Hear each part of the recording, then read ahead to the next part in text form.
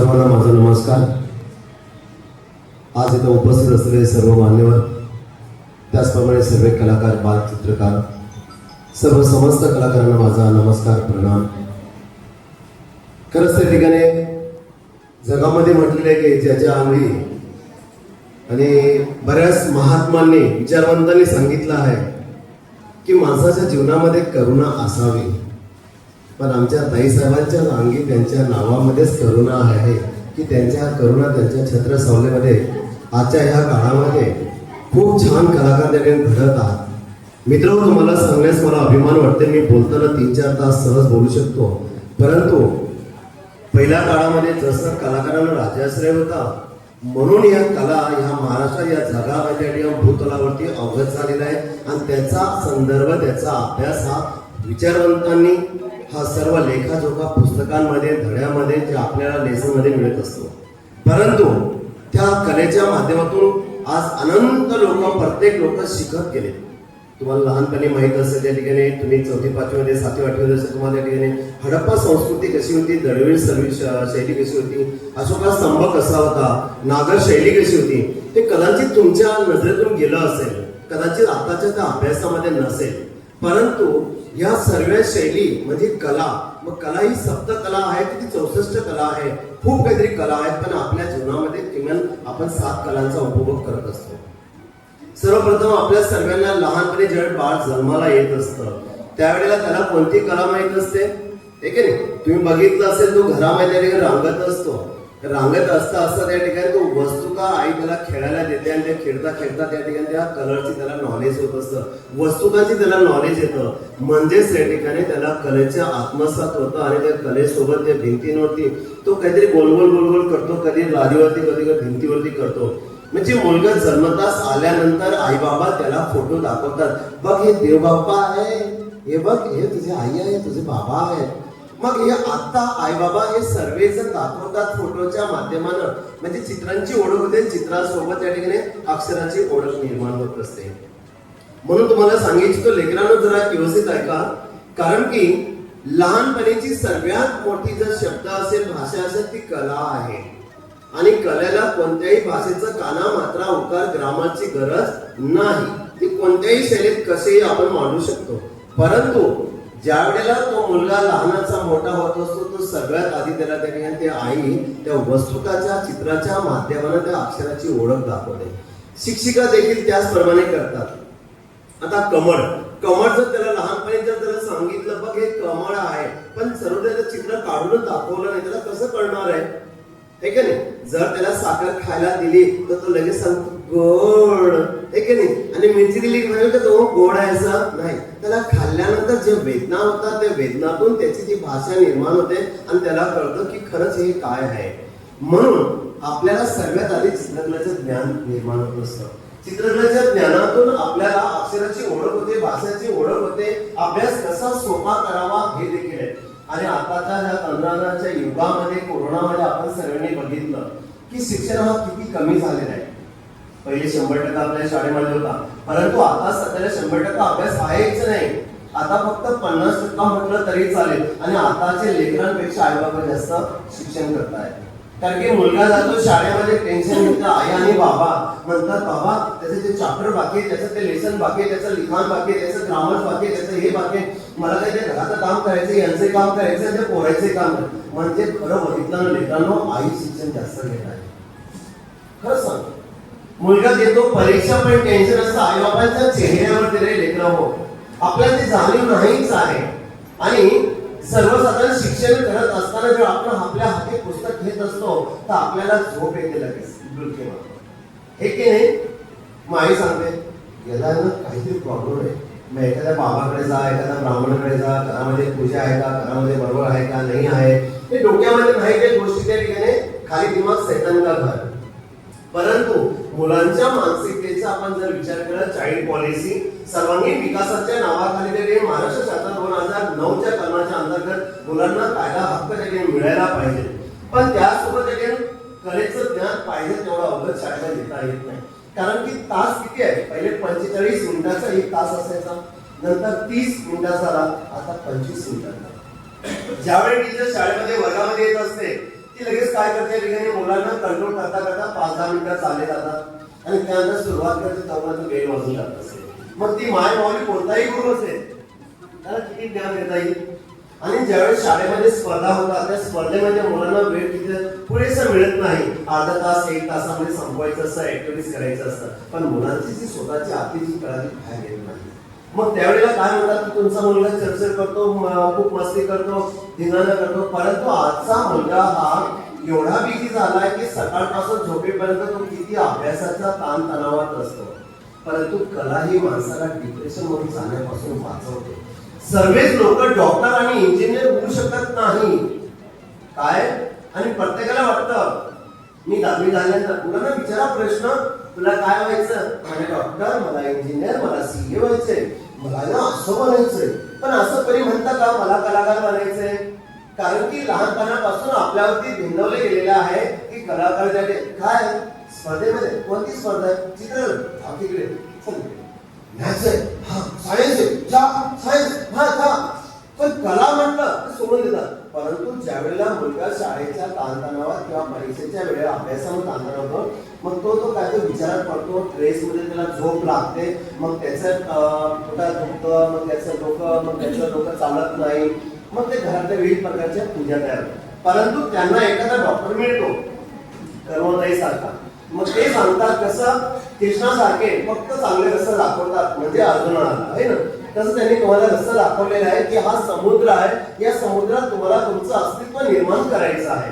म्हणून ज्याच्या अंगी कला आहे त्याचा म्हणजे अमृताचा ध्येय आहे. आणि तो जगात जिथं लाथ मारेल तिथं पाणी काढतो. एवढी शौर्य आणि ताकद आणि हिंमत फक्त कलेमध्ये आहे. मित्रांनो, आपण डॉक्टर इंजिनियर बनू शकत नाही, बनू शकतो, आपल्याला क्षमता आहे, पण काही गोष्टी आपल्याला पैशांसाठी किंवा क्लासेसमध्ये फीस बेर करू शकत नाही, कॉलेजची बेर करू शकत नाही, पुढच्या शिक्षणाची बेर करू शकत नाही. म्हणून आपल्याला पर्यायी मार्गावर आपण काय करतो, पहिले स्वप्न खूप मोठं दाखवतो आणि नंतर होतो जाऊ दे रे, ते त्यांचं वशिलावाले होते, त्यांचे पैसेवाले म्हणून झाले नाही. परंतु कलाकार हा तसंही निगेटिव्ह विचार करत नाही. तो डायरेक्टली स्वतःच्या मनावरती बिंबवतो की नाही माझ्या अंगी काय आहे, पण त्याला माहित नसतं. म्हणून त्याला डॉक्टरांची गरज असते, म्हणजे काउन्सिलिंगची गरज असते, त्याला चांगलं मार्ग दाखवण्याची गरज असते. मग तो सांगतो की लेकरा तुझी अशी टेस्ट मी घेतो आणि मला सांगते, हे तो काही प्रश्न विचारतो आणि ते प्रश्नाचे उत्तर त्याला मिळालं, त्याची टेस्ट घेऊन त्याला कळतं की नाही तुमच्या मुलाच्या अंगी छान, त्याला डान्स येतो, त्याला सिंगिंग येतं, त्याला गायन येतं, त्याला वादन येतं, त्याला शिल्पकला, त्याला नृत्य आहे, त्याला डान्स आहे, विविध प्रकारच्या सप्त कलागुण त्याच्या अंगी दडपलेले आहे. आणि ते जर त्याने बाहेर काढलं, त्याला सपोर्ट जर दिला, तर या जगातलं नवीन विश्व निर्माण करू शकतो. हे कलेमध्ये आहे. आपण जर बघितलं सर्वप्रथम तरी चित्रकलेचा, मी तुम्हाला पहिले सांगितलं की लहानपणी मुलगा जन्माला येतो, त्याला कोणती भाषा येत नाही, कानामात्रा उकार येत नाही, परंतु त्याला चित्राच्या माध्यमातून अक्षराची निर्माण आणि ओळख निर्माण होत असते. बघा आपल्या जे लेसन असतात त्याचं जर चित्र नसेल ना, आपण काय करतो, पानं पलटत जातो. अहो साधा आपण आताचे लोक जर वर्तमान पेपर वाचत नाही, पण पहिले लोक पण वाचत असताना ते काय करायचे, पुढे चित्र दिसलं काय ऍक्सिडेंटचा, कुठं काही दिसलं, कुठं काही दिसलं तर मारामारीचं दिसलं, कोणतं काहीतरी फोटो दिसला की लगेच बारीक वाचायचं. तिथं अटॅक झाला त्याला उचलून नेलं बघायचं, बारीक बारीक बारीक चित्र बघायचं, खाली वाचायचं. तसंच लेकरांचे झाले, पुस्तकामध्ये जर चित्र नसेल तर मुलगा पान पलटून जातो आणि त्याचं चांगला वाईट काहीच नाही. पण ज्या पेपरमध्ये चित्र असतं, फोटो असतो, ते त्याच्याकडे बघतो आणि ते फोटो म्हणून बोट ठेवतो, हा जेवण करत आहे, तो पाणी मागतो आहे, तो खेळतो आहे. आणि आई बाबांना वाटतो फोटो किती हुशार आहे, पुस्तक धडाधड वाचतं, हे की नाही. आणि आपण अशी गंमत केली, मी पण केली तशी, म्हणून सांगतो बरं का, अनुभवाचे बोल आहे. आणि आईबाबांना वाटायचं पोरग माझं लय हुशार आहे, आणि आताचे आईबाबा 100% म्हणतात माझं पोरग्याच्या हातात मोबाईल द्या, असा करतो, हे कसे करतात, मोबाईल चांगला करून टाकतो. हा तुम्हाला काय सांगावं, पोरग लय हो, पण ते शाळेचे टीचर ना पोराचे नाव बोवा मारतात, पोरग माझं लय हुशार बरं का, हा इकडे आलं तर तिकडे गेलो, ते काम ते ट्युशन, त्याला वेळच मिळत नाही. परंतु तरी पण मार्क कमी का भेटतात. पण मुलांनो, आपल्या अंगी देवाने छान कला दिली, ती कला म्हणजे अमृताचा देह, देवाचं रूप आहे. पिता परमेश्वर परमात्मा आपल्या शरीरामध्ये आपल्या पूर्ण नसामध्ये तो वाहत असतो, फक्त त्याला आपल्याला बाहेर काढायचे. मग आपण शाळेच्या लेवलवरती, शाळेमध्ये किंवा आपल्या परिसरात चित्रकलेच्या स्पर्धा होतात. त्याच्यामध्ये आपण पार्टिसिपेट घ्या, सहभाग घ्या. त्या सहभाग घेता तुम्हाला प्राइज मिळो ना मिळो त्याचा विचार करू नका.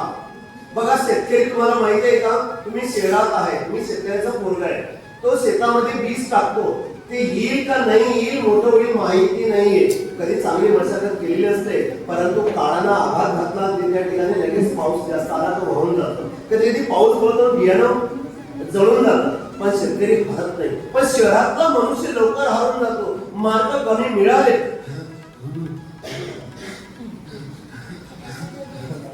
उद्याचं पेपर असेल, उद्याचं चेकिंग असेल, शाळेच्या टीचरने किंवा ट्युशन टीचरने किंवा क्लासच्या टीचरने सांगितलं की याची मी तरी टेस्ट घेणार आहे आणि बुक चेकिंग करणार आहे, वर्ग लेवल टीचर मला कसं तरी होत या बाप दुसऱ्यांचं पाहताना. खरं सगळे ज्याला बाप नाही तरी दुसऱ्याच्या बापाला पाहत होतो त्याला कसंही होतं. पण आताच्या मुलांना ते परीक्षा बघितली की कसं तरी पोटात दुखतं, त्यांचं डोकं दुखतं, मग त्याच्यात एकच उपचार छान पैकी मग करा. आणि जर त्याला खरं डॉक्टरकडे ना आणि डॉक्टर जर सांगितलं हा नाटक आहे, पोरग म्हणून काय डॉक्टर झाले इथे कामाचं डॉक्टर नाही म्हणून एवढं नाही, ते माझे मित्राची वेळी मी जाणार तुम्ही छान डॉक्टर बरं का. बघ इतके छान मुलं त्या ठिकाणी लपतात ना माझ्या तुम्हाला काय सांगा. माझी 22 वर्ष सर्व्हिस, माझा अनुभव सांगतोय मी. दुसरी गोष्ट, खरे जे आपण स्पर्धेमध्ये भाग घेतल्यानंतर ते नॉर्मल होतं, परंतु 7वीच्या ऍज पर गव्हर्नमेंट ऍक्ट नुसार आपल्या 7वीमध्ये एलिमेंटरी इंटरमिडिएट ग्रेड एक्झाम असते. एलिमेंटरी म्हणजे 10वीचं रूप असतं, इंटरमिडिएट म्हणजे 12वीचं रूप असतं. पहिल्या काळामध्ये आजच्या 20 वर्षापूर्वीची गोष्ट असतो, ज्याने एलिमेंटरी इंटरमिडिएट केलेले आहे त्या आज आता रिटायर व्हायला आले कला शिक्षक. नंतर एलिमेंटरी नंतर मग सीईटी नावाचा कोर्स आला, CTC craft teacher training course.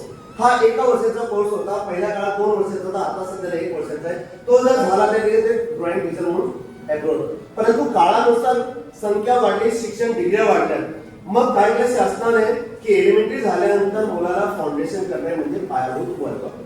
ज्याप्रमाणे तुमची बिल्डिंग आपल्या इमारत उभं करायचं आहे तसं पाया आपण खोदतो, आपण खोदत नाही पण बघितला आहे की नाही, त्याला पाया असतो आणि मग आपली भिंत उंच खूप उंच नेतात. त्याचप्रमाणे पायाभूत वर्ग म्हणजे आपल्याला बेसिक नॉलेज मिळतो. आणि हा पायाभूत वर्ग हा 10वी नंतर आपल्याला तरी ऍडमिशन घेता येते. याचं कॉलेज आपल्या अंबरनाथला आहे, कल्याणला आहे, डोंबिवलीला आहे. नंतर जे स्कूल आपण तुम्हाला माहित असेल, सर्व जेजेचं सर्वांच्या डोक्यात नाव आहे की नाही. जे कॉलेज खूप मोठं आहे, हो ते कलेचं माहेर आहे, म्हणजे महाराष्ट्राचं नाही भारताचं एक वैभव आहे, ज्या कलेला जिवंत दिलेला आहे. आज दगडाचा माणसाच्या रूपामध्ये बोलकी जिवंत करणारे या समाजामध्ये फक्त कलाकार आहेत. अहो ज्या भिंतींवरती फक्त भिंत कलर मारून ठेवलेला आहे, ती भिंत आपल्याशी बोलत नाही, म्हणून आपण त्या शाळेमध्ये क्लासेस मध्ये ऍडमिशन घेत नाही. बघतो आपण त्या शाळेचा बरोबर दिसत नाही, परंतु ज्या शाळेत चित्र काढलेले आहे, तिथं छान छान फ्लॅग लावलेले आपण बघतो, इतकं ते बघायचं की छान आहे ना, काहीतरी विचार इन्क्वायरी करूया. म्हणजे आपण ऍडव्हर्टाईज, मग ऍडव्हर्टाईज हा कमर्शियल कोर्स आहे, म्हणजे 4 वर्षाचा आहे.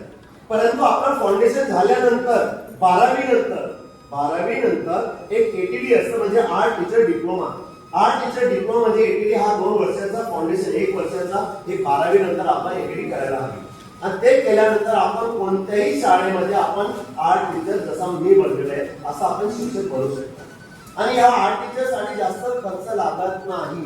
आता सध्या तुम्हाला आर्ट टीचर जर बनायचं असेल, कुठला शिक्षक जर बनायचं असेल तर जास्त जर तुम्हाला 25-30 हजाराचा खर्च आहे. दुसरी गोष्ट, 2 वर्षाचं एटीडी झाल्यानंतर आपल्याला जीडीआर आहे. जीडीआर हा कमर्शियल म्हणजे त्यामध्ये 4 वर्षाचा कोर्स आहे. आणि जीडीआर म्हणजे आपण प्रोफेसर बनतो, कॉलेजला लेक्चरर बनतो, आणि हा आर्ट कॉलेजला प्रभावित असतो आणि त्याची पगार खूप मोठी असते. दुसरी गोष्ट, आपल्याला कमर्शियल मध्ये जे फ्लॅक्स आपण बघतो किंवा ड्रेस वरती आपण आजकाल तुम्ही बघितलं, राजकारण जे लोक असतात ते विविध प्रकारे त्यांचे सिम्बॉल आणि त्यांच्या एवढ्या निवडणूक, एवढ्या मीटिंग असतात, तिथं त्याने कमर्शियल छान पैसे कमवतो, खूप छान कमवतो. आणि ते राजकारण माणसाला माहित नसतं, ते 10 रुपयाची वस्तू तर 100 रुपयाला लावून देते, एवढं मोठं बिल देतो. तो पण जाऊ दे बाबा, छान केलेलं लोकांना दिसलं पाहिजे. म्हणजे दुसरी गोष्ट, समाजामध्ये तर पाण्याची बॉटल आहे, इथे जर ऍडव्हर्टाईज करायची तुमच्याकडे सोनं आहे, पण विकण्याची क्वालिटी आणि कला जर नसेल तर तुमचं विकलं जाणार नाही. म्हणजे तुमची कलाला तुम्हाला आवड करण्यासाठी आता तुम्ही एक्साइटमेंट होते फक्त डान्स साठी, पण या डान्सचं पुढचं करिअर काय ते मी तुम्हाला सांगतो. पहिले ड्रॉइंगचं संपवतो तुम्ही, आणि ड्रॉइंगचं तुमचं 10वी झाल्यानंतर फाउंडेशन, 12वी झाल्यानंतर एटीडी, आणि त्यानंतर आपल्याला टेक्सटाईल असतं. टेक्सटाईल मध्ये 2 प्रकार असतात, एक विणकाम असतं आणि एक प्रिंटिंग काम असतं. प्रिंटिंग काम आपल्या उल्हासनगरमध्ये अख्खं भरलेलं आहे. म्हणजे त्या ठिकाणी लग्नाच्या पत्रिका असेल, ड्रेस होते, प्रिंटिंग असेल, हे सर्व प्रिंटिंग कामाचे टेक्सटाईलचं वर्क आहे. दुसरं आपला तुम्ही जर बघितलं भिवंडीला, मालेगावला त्या ठिकाणी संचा आहे. संचा म्हणजे काय, कपडे बनवले जातात, त्या कपड्यावरती विविध प्रकारचं डिझाईन, म्हणजे ते साडी असते, तुमचे कपडे असतात, तुम्ही जेव्हा मार्केटमध्ये जातात तर मार्केटमध्ये पाहत असताना तुम्हाला क्वालिटी कळत नाही, मला अजून कळत नाही, पण आपण काय करतो, रंग किती छान आहे, मम्मी ते घे ना, नाही ते घे ना, ते छान आहे ना, मम्मी हात लावते. बघितलं तुम्ही, आपली आई हात लावते नाही, तो हातीच करते प्रत्येक वेळेला, ऐकतच नाही माझं, आणि आपण त्या फिदा होतो कोणावरही, त्या कलर त्या डिझाईन होते, पण आईला माहित असतं, बाबाला माहित असतं त्याची क्वालिटी म्हणून ते हात लावतात, आपल्याला कळालंच नाही. म्हणजे ही कला अशी आकर्षित करते की जगावरती राज्य करते करत आली आणि करणार पुढे. लक्षात ठेवा, येणारा पुढचा काळ गल्ली गल्लीमध्ये डॉक्टर आणि इंजिनियर होणार आहे, झालेले आहेत. आता इंजिनियर माझे बरेचसे विद्यार्थी आहेत की ते 20,000वरती काम करत आहेत. सीए आहेत की त्यांना नोकरीच नाहीये, म्हणून त्यांनी दुकानं टाकलेत आणि लोकांना ऍडव्हर्टाईज करतायत आणि जागोजागी जातायत, हम सीए है, वाकडे तिकडे इंग्लिश कोणी बदलण्याचा प्रयत्न करते, पण एक कला आहे पटवण्याची, आणि ते सर्व झोल केलं जातं. परंतु समाजामध्ये विविध प्रकारचे डिग्री डिप्लोमाज आहेत, पण कलाकाराला फक्त कला सिद्ध करायची आहे.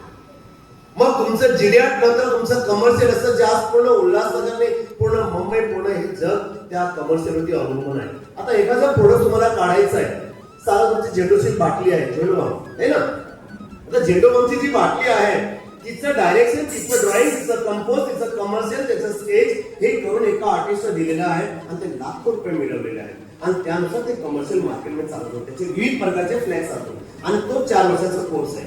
त्यानंतर बीएफए असतं, बीएफए आणि जीडीएट सेम ऑलमोस्ट, बीएफए देखील 4 वर्षाचे. त्याच्यानंतर डीपीएड असतं, डीपीएड म्हणजे काय, कॉलेजच्या प्रिन्सिपल होण्यासाठी पद असते, आणि त्याच्यानंतर एमपीएड असतं, म्हणजे डॉक्टर डिग्री आपल्या ड्रॉइंग मध्ये लागते. लक्षात घ्या, मी तुम्हाला खूप डिपोरेशन सांगतो आहे की मला जास्तीत जास्त कला क्षेत्राचं ज्ञान द्यायचं आहे, आणि तुम्ही खरंच भाग्यशाली आहात. तुम्ही सर्वांनी घरी गेल्यानंतर तुमच्या आई बाबांच्या चरणी नतमस्तक व्हा, कारण की त्यांनी तुम्हाला कलेसाठी पाठवलेले, प्रोत्साहन दिलेले. आताचे आई बाबा त्या ठिकाणी जास्त कलेकडे ओढत नाही, म्हणून जास्त मुलं डिप्रेशन मध्ये चालले. नंतर त्यांचे प्रॉपर मार्क येतात, पण डोकं चालत नाही, मार्केटमध्ये स्किल चालत नाही त्यांचे, ते फ्लॉप होऊन जात आहे. बरेच मुलांना टॉपर असतात साहेब, बरेच मुलं टॉपर असतात, अधिकारी बनतात, पण कार्य आणि काम मात्र समाजात होत नाही. पण सर्वसामान्य नागरिक ज्याच्या अंगी कला आहे तो त्याच्याकडनं करून घ्यायची कला निर्मिती असते. दुसरी गोष्ट मुलांनो, डान्स ही भारतीय संस्कृती आहे. हा भूतलावरती देवदेवतांना त्या काळापासून डान्स म्हणजे कथक, भरतनाट्यम, नृत्य हे विविध प्रकारचे तेव्हापासून चालू आहे. त्याचा नटचा सम्राट बनले त्या ठिकाणी कोण, शिव भगवान. शिव भगवान तुम्ही बघितलेला आहे, कोणी कोणी बघितलं बरं शंकराला, शिवशंकराला कोणी कोणी बघितलं नाही, कोणीच बघितलं नाही. मला असं वाटतं मी एकटाच माझ्याशी बोलतोय. माझा आवाज येतो ना बेटा, धन्यवाद. देवाला कोणी कोणी बघितलेलं आहे,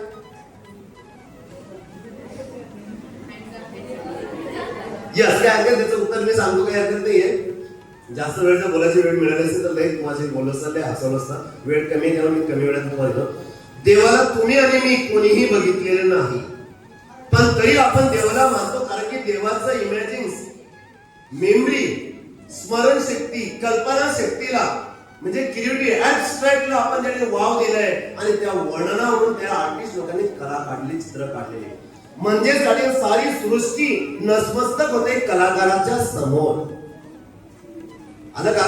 देवानं सांगितलं होतं का, ए लेकरा उभं राहा आणि कॅमेरा घेऊन फोटो काढ, मी तुला पोज देतो, आहे की नाही ना? मग हे आपण काय केलेलं आहे, विचार केलेला आहे, स्केच केले. अहो ती गोष्ट आताच्या 700-800 वर्षापूर्वीची गोष्ट आहे, ज्या राजानं ह्या राज्याला माणसाने माणसासारखं कसं जगावं, स्त्रीला परक्या स्त्रीला आपलं कसं म्हणावं, माय माऊलीचं रूप कसं द्यावं, हे त्यांचं हे स्त्रीचं राज्य यावं, हे म्हणजे श्री छत्रपती शिवाजी महाराज.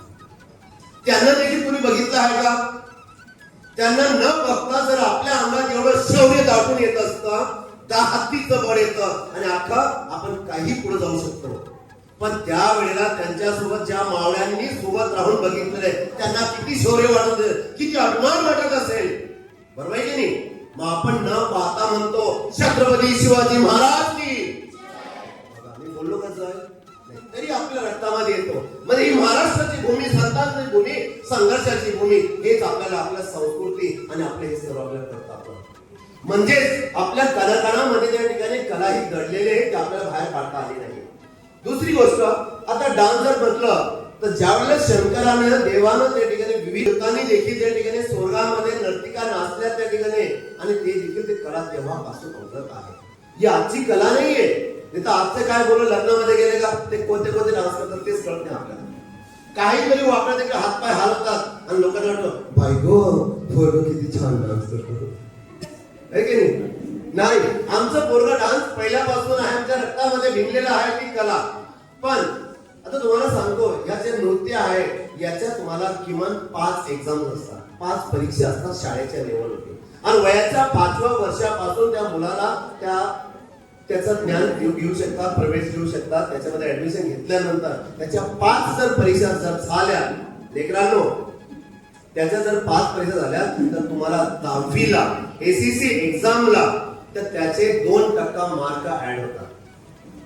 ड्रॉइंगची पण एलिमेंटरी इंटरमिडिएट ग्रेड एक्झाम, याच्यामध्ये जर तुम्हाला ए ग्रेड भेटला असेल तर तुम्हाला 7 मार्क म्हणजे ए ग्रेड असतो. आणि तुम्हाला जर बी ग्रेड असेल म्हणजे 5 मार्क, जर सी ग्रेड असेल तर 2 मार्क, त्याच्यानंतर नाही. पण कोरोनाच्या आधी तुम्हाला माहिती आहे, त्यानंतर तिला स्पोर्ट्सचे 5% मिळाले होते. आणि ती मुलगी 100 म्हणजे काय 100 आउट ऑफ 100 मिळाली. तिची 90 वरती मुलाखत झाली. तिला विचारलं क्या आपको पता था इतना मार्क्स आपको मिल सकता था?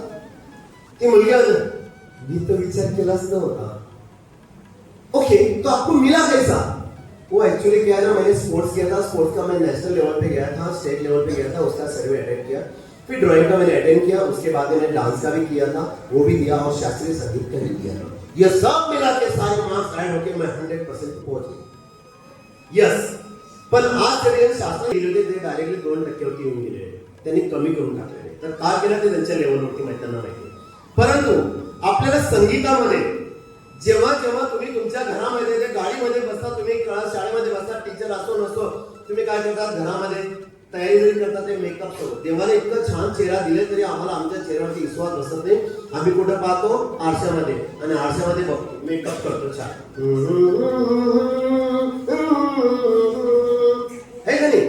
म्हणजे आपण गुणगुणत असतो. म्हणजे बघा, इनबिल्ड आपल्याला कला आहे. आणि ह्या संगीताच्या कला, गायनाच्या कला ह्या किती आहे? 7 कला आहे. याच्यावर तुम्हाला 7 परीक्षा आहे बरं का. या 7 परीक्षा आहे. आणि नृत्यामध्ये शाळेच्या लेवलवरती 5 आहे. 10वी नंतर विशारद हा डान्स प्रकार असतो, ते 9 असतात. आणि याचा 9 जर दिला तर तुम्हाला 3% मिळू शकतात. हे लेकरांनो, डान्स फक्त नावाला करू नका. याच्या पाठीमागं पार्श्वभूमी तुम्हाला खूप हिस्ट्री सांगतोय मी, हे लक्षात घ्या. तुमच्या आईबाबांना सांगा की डान्स केल्यानंतर ते येडं वाकडं होत नाही. याच्यामध्ये प्रोफेशनल आपण काय काय करू शकतो ते थोडक्यात सांगतो. घरच्यांना जाऊन सांगा किंवा युट्यूब वरती चेक करा. तुम्हाला मी जे बोलतो ते सत्य आहे की नाही चेक करा. ओके. दुसरी गोष्ट, आपण नृत्य झाल्यानंतर आपल्याला याच्याचं तुम्हाला वाटतं की मला डान्स शिक्षक बनायचं आहे, तर 10वी नंतर तुम्ही मुंबई युनिव्हर्सिटीमध्ये ऍडमिशन घ्यायचं. त्यासाठी तुम्हाला 12वी ग्रॅज्युएशन करण्याची काही गरज नाहीये. तुम्ही डायरेक्टली तिथं मुंबई युनिव्हर्सिटीमध्ये विले पार्ले साईडला ठिकाणी आहे, तिथं ऍडमिशन घेतलं जातं. शासन मान्यता आहे आणि त्या अंतर्गत आपल्याला त्या ठिकाणी ग्रॅज्युएशन त्या संगीतामध्ये, नृत्यामध्ये त्यात कम्प्लीट होत जात असतं.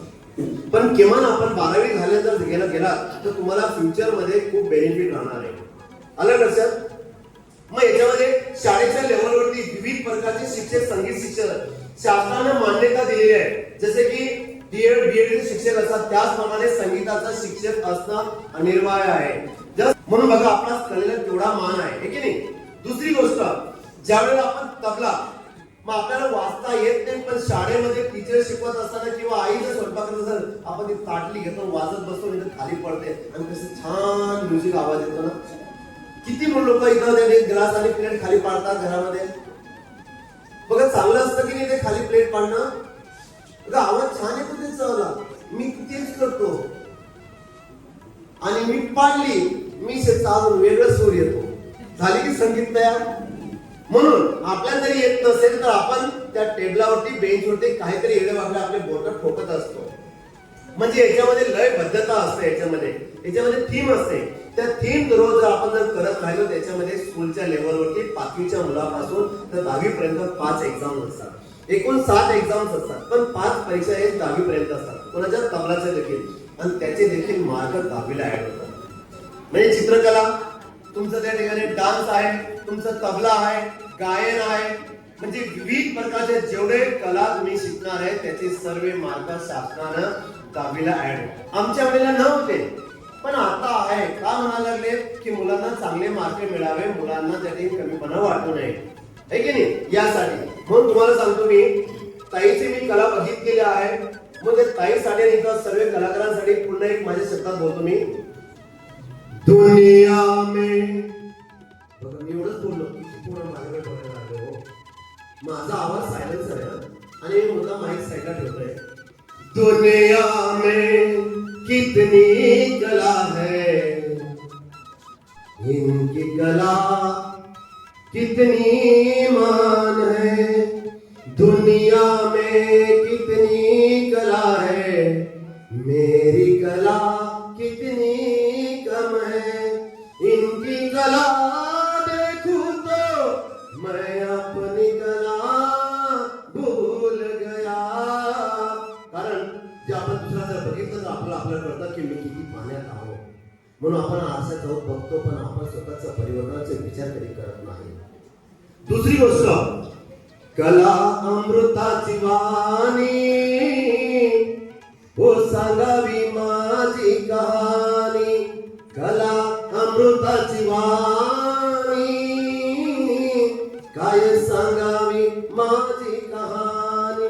जिने दिले मला जीवनाची वाणी, अशी अमृताची वाणी, अशी अमृताची कहाणी. मित्रांनो, तर कला ही अमृतापेक्षा कमी नाही आहे आणि कला आहे म्हणून देवदेवतांचा आज आता या सृष्टीवरती आपल्याला ओळख निर्माण झालेली आहे. मनी माणसाच्या तोंडातनं, वाणीतनं, कंठातून सरस्वती आहे. आपण जसं बोलणार तसं वागणार आहे. जाताना तुम्हाला एक सांगतो मी, आजपासून जर तुम्ही देवाचा पाय नाही पडले तरी चालेल. तुम्ही ज्या ज्या देवाला म्हणता, ज्या ज्या धर्मामध्ये आपण राहतात, त्या त्या देवाचं नाही पाय पडले एक दिवस तरी चालेल, पण आईजन्मध्ये त्या आई बाबांचे पाय पडावे. कारण की ज्या माईनं उपाशी राहून काय काय तिनं खस्ता खाल्ल्यात, आपल्या 9 महिने पोटात ठेवून काय काय तिनं त्रासमान केले, ती माय माऊली जगदंबा लक्ष्मी सरस्वती सर्व रूप तिच्यामध्ये दडलेलं आहे. तिच्यापुढे नसमस्तक व्हा. या हाय बाय करणं सोडून द्या त्या ठिकाणी. ही आपली संस्कृती नाहीये, ही महाराष्ट्राची परंपरा नाहीये. म्हणून सर्व आई बापांच्या समोर लोटांगण साष्टांग नमस्कार झाला. आणि बाप तो असतो रे, या सारा सृष्टीचा अख्खा शिवेसा पोटाच्या पाठीवर घेतो आणि घराला सुखाने ठेवतो. आणि जगाची दृष्टी त्याच्या घरावर पडत नाही, कारण बाप असतो पाळासारखा आणि तो जगाला कळलाच नाही. बापासारखा बाप मिळावा, ओ बापासारखा बाप मिळावा, जगात कोठे पुण्य करावा. नका जाऊ विसरून मोठे झाल्यावर. मित्रांनो, हा बाप असा असतो. आणि आई कोण? मातीच्या घरामध्ये माय जात्यावर दळीते, एक एक दाण्याला रक्त झिजवते, पिठाच्या गोळ्याला ओ असून भिजवते माय माझी. मित्रांनो, आजपासून तुमच्या आई बापांना तुम्ही हाय बाय करणं सोडा. सरळ प्रणाम नमस्कार नमस्कार व्हा आई बापांच्या समोर. आणि जो आपल्याला शिकवतो तो गुरु, तो देवा समान असतो. म्हणून जगात ज्याने आई बाप आणि गुरुचा सन्मान नाही केला, त्याच्या जीवनाला जगायला अर्थ नाही. रामकृष्ण हरी. जय महाराज.